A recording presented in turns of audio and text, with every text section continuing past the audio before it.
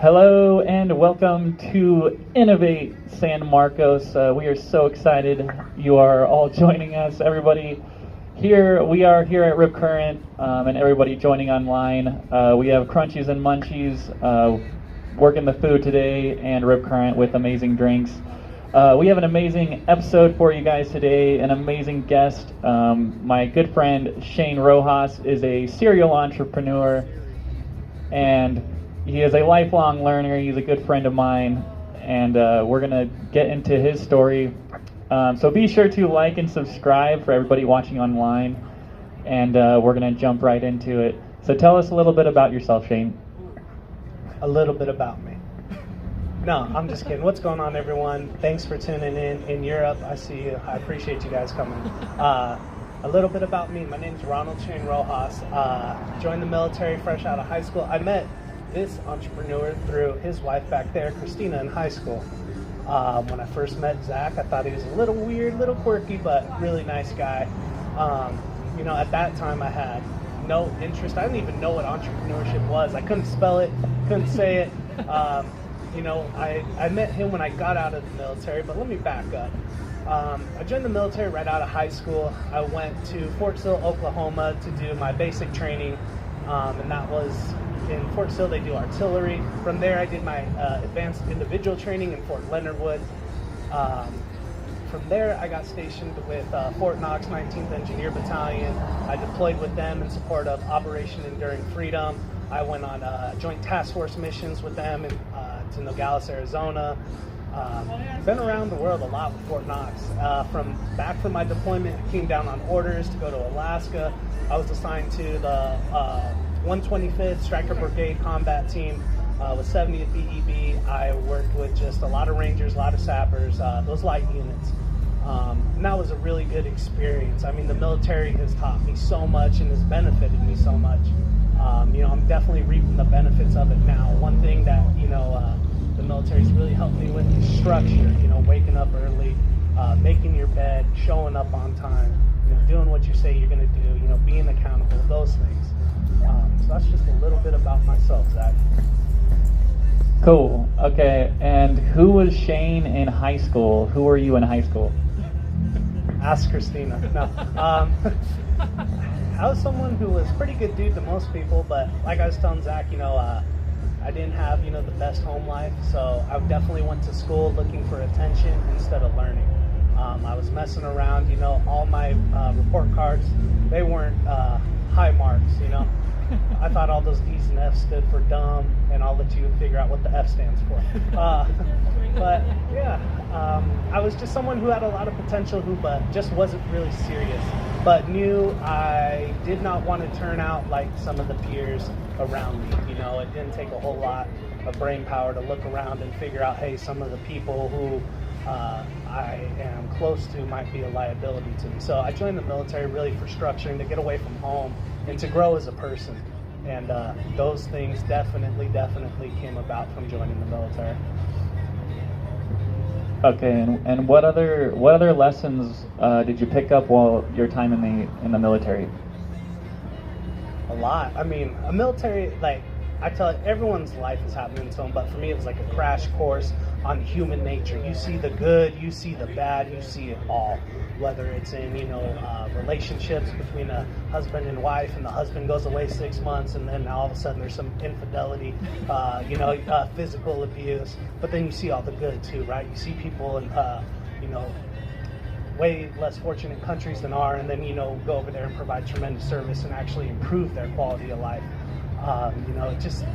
It's so broad as to what the military's really taught me. What it's really taught me, though, is to be thankful and appreciate everything that we have over here, because people who are less fortunate in this country at least have furniture. The military is, like I said, it's definitely given me a huge appreciation for everything we have. Okay, very cool. And what did you do right after the military? Or share with us a little bit about why you made the decision to get out of the military. I made the decision to get out of the military because I had already re-enlisted twice. I was about to go into my So I was in 6 years, and they told me, hey, you got to re-enlist again or you can get out. I chose to get out. Reason being is, I had this naive dream when I was a private, like, oh, hey, I'll make sergeant, I'll become a squad leader, team leader, and I'm going to change, all this politics, all these double standards, all these, wrong regulations. No, that didn't happen. I just stressed myself out. I learned that, it's better to just work on yourself rather than trying to square away the whole organization. I got out because at the time I was ready to move on to something new. I was ready for a steady bed. I was ready to have just a more steady lifestyle. I was tired of, getting orders to, hey, you're going here, you're going there, you're spending time here. In my life, I'm really grateful and I'm very proud of my service, and I don't want anyone to think that I'm not, because I truly am. But my life just was not my own, and now, when you're 18 to 24, that structure was needed. But as I grew, I realized, okay, I have the base, I have the structure, I have the discipline. Now it's on me to go ahead and evolve and grow and continue my education, which is outside of the military, and take everything that I've learned, the getting up early, the working hard, the being accountable, being a great teammate, all those things, leadership, duty, honor, integrity, you learn all those things. And then I was saying, so I told myself, how do I get out? So I got out, and then now I need to apply what I learned. And that's where the real education began, because you have this, model in your head of, oh, hey, this is how it's going to go. Come to find out, for me, my learning curve was civilians, they don't operate on the word motherfucker. They don't. I can't cuss at them. I cannot come on strong, because to them, they will immediately pull back, because they don't understand that is our mentality. And rightfully so, it shouldn't be. There's not a business setting isn't the appropriate place to be cussing and stuff like that. So it was hard for me to learn, but I figured it out. I learned to, calm down, and instead of just forcing myself in, because in the military people had to deal with me, I learned to just, hey, kind of find your niche and work in it, and then just let people come to you. Cool. And so what were the major decisions you made? So you're out of the military now. What were the major decisions that you made moving beyond military life? Well, see, when I got out of the military, like a lot of people leaving, you have no money. You're broke as a joke. I could have walked by the bank and tripped the alarm. It was not a good situation. I had way too much month at the end of my money. I was on government assistance, and what I started doing was I started figuring out investing, because I saw this 20-minute Amazon video on Prime, becoming Warren Buffett, becoming Jeff Bezos, and they're like 20 minutes or 13 minutes, and I just clicked on it. And it said, this guy's sitting on $210 billion in cash. And I said, what the hell? I said, I didn't even know you could count that high, I had no clue these people were, you know of them, but you just really don't know until you really study and you deep dive. And I knew my problem was, lack of financial resources. So I started, learning about investing. I used to go just sit in the Barnes and Noble every single day. My dad would go to school or go to work, and I would just go to the Barnes and Noble, and I would read and read and read, and I would hide the books, so no one, so when I took my break, no one could mess up my spot. And I'd go right across the street to the Casino del Charro, because that's where I was in Escondido. I'd get a beer, eat a plate of food, and then go back and read for a couple more hours, until they told me, hey, you can't come in here, because what you're doing basically is stealing these books. Because I'd read the whole thing, then go next day, go get another one, go put it back, go read another one. Looking back, maybe I should have gone to the public library, but Barnes & Noble, they had coffee, and they had access to Casino del Charro for chili verde, so they won. So I learned about investing, and I made a lot of mistakes, because I started out trading predominantly, lose money, but I learned, I lost some money, and I picked up investing, and I just kept learning. I started picking up books, Security Analysis by Frank Dodd, The Intelligent Investor, Benjamin Graham, Money Master the Game, Tony Robbins, Common Sense Investing by Jack Bogle, and on and on. I started reading 8Ks, 10Ks, and educating myself. And looking back, that's probably not the best way to learn about a business, but you will learn about a business. You'll learn about, you'll learn about accounting, because that's the language. You're going to learn about debt, income, expenses, cash flow, and those really are the most basic words, but you learn. And so even when I didn't have a clue, I would I'd look at the annual report, and then I'd YouTube it, and I'd compare notes, write it all down, and just started figuring it out. But really just from investing, I just kept doing that, and that became my niche till I started getting good at it. And then from there, I started a family. So I had to move across town, so we shut that down. Well, we didn't shut it down. Me and my wife, we picked up, we left San Diego, we went back to Indiana, and it was kind of the same thing, as I had to figure it all out all over, start from scratch. But I knew this time, and I told my wife, I was like, look, you know, the first time I got out and I had to start all over, I didn't have a clue. I said, at least this time I have I have an azimuth, I can go. I have a true north. And so within 2 years, you know, just through hard work, day in, day out, talking with Zach, you know, we just, luckily, by the grace of God, we figured it out.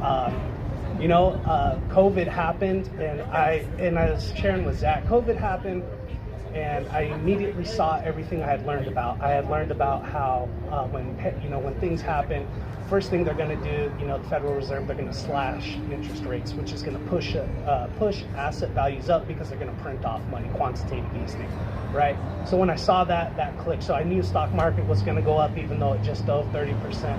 And I was just studying Robert Kiyosaki. He did a lot for me in as far as explaining debt and taxes and what I was seeing.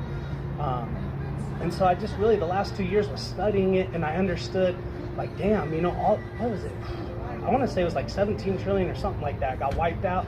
And so how long is that going to take to replace? And so when I started doing the math, like, holy shit. So my money that I just lost, it's going to take another 20 some years for it to just get back, and then another 15 for it to multiply at the same rate it was going. So that led me to figure out something else. I knew savings account in the bank where you get 0.008 wasn't going to do. I knew, stock market, 7 to 12%, and that was all right, but I knew I could do better. And my buddy, he was actually way more financially literate than me. He was like, hey man, you ever heard of leverage? And I was like, no, I ain't never heard of that. He's like, well, you got a lot saved, but let me tell you, you're an idiot. He said, because you could be doing way better if you start borrowing money. He said, your job is not to pay for everything every single time. Your job is to meet the minimum payment. Go ahead, borrow the rest with other people's money. Invest it for yourself to make a return. And as soon as he said that, I got it. I was just like, wow. Okay, so I went deep dove real estate. Had no idea where to start. Didn't know what to do. I knew, all right, I had a base. Just go pick up books. So that's where I started. Rich Dad, Poor Dad. And then that led me to Ken McElroy, ABC's of Real Estate Investing. And then it led me to, Brandon Turner and Bigger Pockets and David Green and just all these other people that I never would have found if I didn't pick up a book.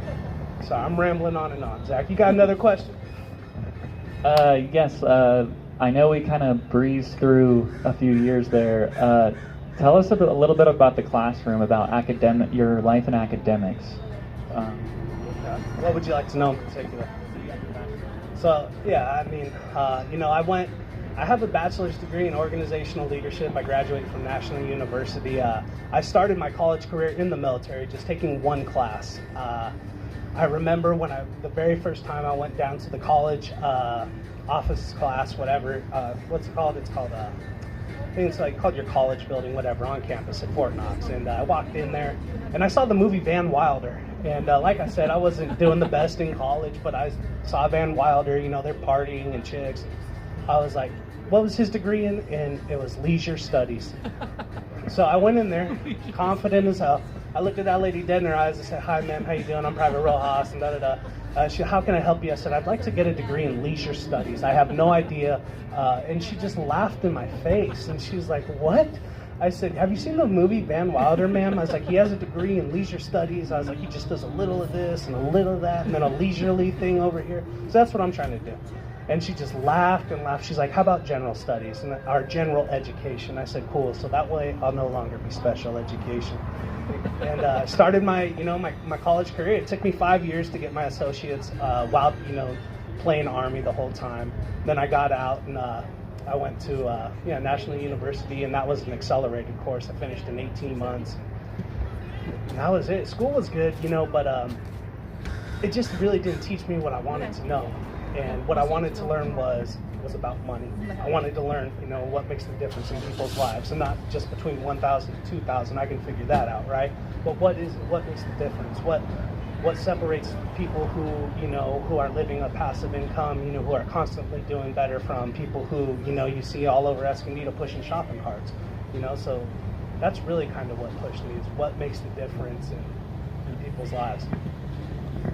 Okay, that's awesome. And so let's touch on real estate. So you started in investing, trading. mainly, and then you moved into real estate, and you're working on real estate right now, right? So as it is right now, me and my wife, we're not Trump yet. We just have 2 properties. And then me and Zach did a deal too, where we bought a property at a tax auction. We own the certificate. And that deal actually, it didn't work out great, but it didn't work out bad. You mind if I share? Okay, so I didn't want to put our personal business without telling them. But so we bought this property at auction. When you buy a property at a tax deed sale, is you just own the lien. You don't own the property physically. And where I'm located is Indiana. So the hold on it is only 1 year. So at the end of 1 year, we get that property free and clear without the mortgage if they do not pay their tax lien back. And so in this case, we waited a couple months before we filed to let them know, hey, we own the lien. And when we filed the paperwork with the attorney to go do the title search, it pulled up something kind of funny. The property that we had purchased actually belonged to the city of Clarksville. And they forgot to file the paperwork until we did it on their behalf. So long story short, the attorney calls us. She said, hey, there's been a glitch. And I was like, first thing I think is, oh, shoot, what happened? What do we got to do? And she's like, the property you guys bought, she's like, I don't know if this is good or bad, but it doesn't belong to you and it's not going to. But they're going to reimburse your fees, your attorney's fees, and then give you an additional 10%. So we did all right, it just goes to show, hey, put yourself out there, work hard, and you never can tell. And it worked out good for us, just that one case. Yeah, so take some risks. We had no idea what we were doing when we went into that deal, but we learned a lot, which is cool. So tell us a little bit about the other stuff you have going in real estate. In real estate, what I would like to do is, ultimately the game is to get into multifamily, properties. I would like to do, I think starting out, I'd like to do between 2 and 4, but definitely you want to progress. I don't think I need to be at that level, Grant Cardone, and I need a jet, and, buying all these, 500 unit, 5,000 apartment buildings and fixing them all up. For me, my game's always been just trying to stick with what I understand, and what I understand is usually a lot smaller circle than what someone else does, but I'm okay with that. So for me, I'd like to just 2 to 4 units. I definitely want to scale, get into some commercial properties, but just right now where I'm at currently in the real estate game with my wife, and what makes sense for us is just 2 to 4 units, maybe 6, but we're not there. We're not at that level of mastery yet. We've only been doing this 2 years, so I can't tell everyone, oh hey, this is how you're going to put together this deal, and you need to make sure you're looking for these things, because I'm not at that point. I'm at that point where I understand understand debt, I understand loans, I understand that real estate is way different from the stock market. One thing that really stuck out to me was, when, I'm buying index funds or, treasury inflation protection securities, whatever I'm buying, if I don't like the way it's going, I can sell it and I can get out of that. With real estate, you need to think. You need to think and then go ahead and project the next 30 years. And you don't need to project with absolute precision the next 30 years. You can, it's safe to assume in real estate, it goes up by 2% over 30 years, you're going to be okay with that. But for me, really, that's just what it's been about is, realizing that, hey, that's not because for me, to be honest, I told this to Zach, I don't think I'm an entrepreneur. I think I'm better at investing because I'm better at asymmetric risk versus reward. Entrepreneurship is something really he dropped on me. I didn't even know what the shit was. He was like, hey, I got this company and I want you to come help me with it. For me, I didn't even like I thought companies were just there, they existed. I didn't know you had to get and file paperwork and go get all these dang credentials and stamps and license. I didn't know any of that. So when Zach was telling me about entrepreneurship, like I said, I didn't have a clue, but I guess you just evolve and you keep learning. And I don't think I'm the world's greatest entrepreneur at all, but I think that we're definitely doing some things right. The reason I know we're doing some things right is because we're failing a lot, we're making mistakes. I'm constantly getting phone calls, hey, this is wrong, hey dude, what about this, hey man, we didn't think of this. And then you had our wives in, they're both telling us, hey, you guys are dumb as hell, we need to think of these things. So really just so we know we're on the right track. We have a new set of problems and we're failing fast, we're enjoying the process. Very cool. So tell us about what you're working on now. So what I'm working on right now, this moment, is actually something really exciting. in like besides real estate is something, Zach reached out to me, and he wanted to expand, and he wanted to start a products division with Insight. And he said, hey man, he said, we have this data, we're looking at it, there's a need for a market, there's a need for a smartwatch in our market area. And he was like, dude, he said, my brother's in what ship is he on? On the Nimitz, in the Navy, on the Nimitz. And he was just saying, dude, my brother's in the military. He's like, I want to create this product, and I want to market it towards the vets, the veteran community, and the active military. And I said, dude, I have a lot of friends who would really benefit. And I thought it was really genuine and sincere, because most people say, and we're going to make a shitload of money. Zach said, dude, he said, I'm kidding you not. He calls me, he tells me, hey, we're going to sell these watches. He goes, do you know anyone who can get us connected so we can donate to like the Wounded Warrior Project, or, to suicide awareness, 9/11, any of those? And I was like, dude, I have plenty of people we can call. I was like, let's get this up and running. So right now we're working with a company out of the Shenzhen province, China. They are called Max Top Technology Company.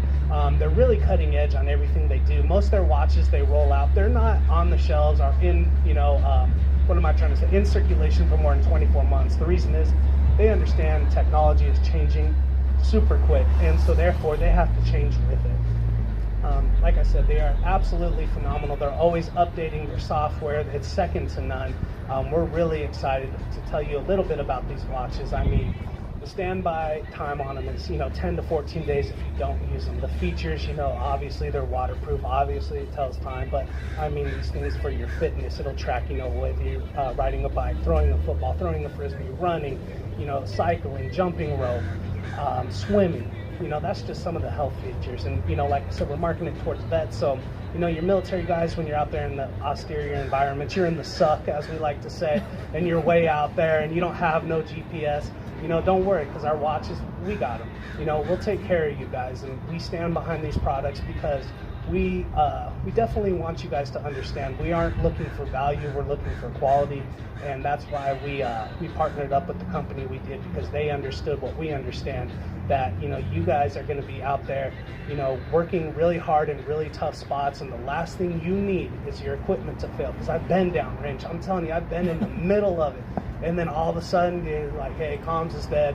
You don't know, Blue Force tracker, dude, we don't know where we're at. We're supposed to go 16 clicks to the left, but I can't really see about more like 3 clicks. Well, what are we going to do? Well, let's just sit here and wait. No, but my point is this, these products that we're putting out, they're designed to perform under stress, and that way you guys know that you can count on the product that you're carrying, and that it came from people who genuinely care and appreciate you and want you to be able to perform at your best. Yes, so our watches are going to be found here locally, here in San Marcos. We're going to put it in local storefronts in the Insight network. So you guys will be able to purchase Insight watches here soon. We are accepting pre-orders. If you guys want, go ahead, just reach out to Zach or to myself or Katie or Christina. We'll accept those orders. The only thing we are waiting on really at this point is to hear back from the manufacturer as far as saying, hey, it is being sent. So like I said, it should be here, I mean, roughly at the latest August, but more than likely before then. Me and Zach have we're meeting all the time behind the scenes, and we are working just as hard as we possibly can to bring you guys what you guys deserve. So thank you. Okay, very cool. And so what would you say you're naturally good at? What would you say your superpower is in your day-to-day? Just hanging out, sparking up a conversation, coming to talk, networking. It's really an underrated skill. I'm really good at just leadership, just standing out, getting people to come together and say, hey, this is what we need to get done, and getting people to see over that hill. It's a really hard thing, because a lot of it, I've learned too, and being in leadership positions, people are always going to say something bad about what you're doing. So just being able to just understand it, not take it personal, keep calm, cool, collected, I would say. Okay, awesome. And what would you say is your kryptonite? What do you naturally suck at? I could tell you. Yeah, here, Christina. No, you tell them all my flaws. Patience, man. For me, it's like have a very, like, I don't know. In this book, Stephen Covey wrote, he calls it urgency addicted. And he highlights it really great, because in what he's talking about is people have they want things right now, myself included. Sitting in traffic on the way here, oh my gosh, I'm telling you, I was gonna correct all the drivers along the way, but that's, I would say, definitely is an urgency addicted. Like with real estate and stuff, I said you do have to slow down and see the long game, but at the same time, it's like I think I'm not the only one. I want instant gratification, but also understanding that delayed gratification is probably the best thing for me. Very cool. And what would you say the success equation is for you? What do you absolutely have to be successful in life? I don't know if I'm successful in life. I would say for me, it would just say the power to endure, to just show up despite everything that's going on, because setbacks are going to happen. Like I had a bunch of family issues go while me and Katie were still trying to find deals, while we're still going all over Louisville, while me and Zach are still trying to do the podcast. And so things are going to happen. There's no problem-free moments is what I guess I'm figuring out. But despite all that stuff, just the ability to show up, whether you feel good or not, whether it goes good that day or not, whether there's an audience or not, just to show up. You ever met people who got lucky? You know what they did a lot? They showed up. And so for me, I don't need 5, just for me. And I'm not prescribing a one thing fits all. This is what it needs to be for everyone. But just for me, what it is the power to endure and just show up. Okay, and if somebody wanted to do what you did, what advice would you have for them? What would you tell your younger self? I would say, looking back on everything that I've learned in the last 8 years in particular, as far as finance, investing, and being able to just go from dead broke to now having a nice little nest egg in assets. Even if they're not $100 million assets, the thing is you still have them, and that when things happen, you still have those and you'll be ahead. But for me, I would say just to slow down and be more humble and get a mentor. I didn't get no mentor. I knew to get a mentor, but my mentors were like YouTube, I wasn't actually engaging with someone sitting in front of me.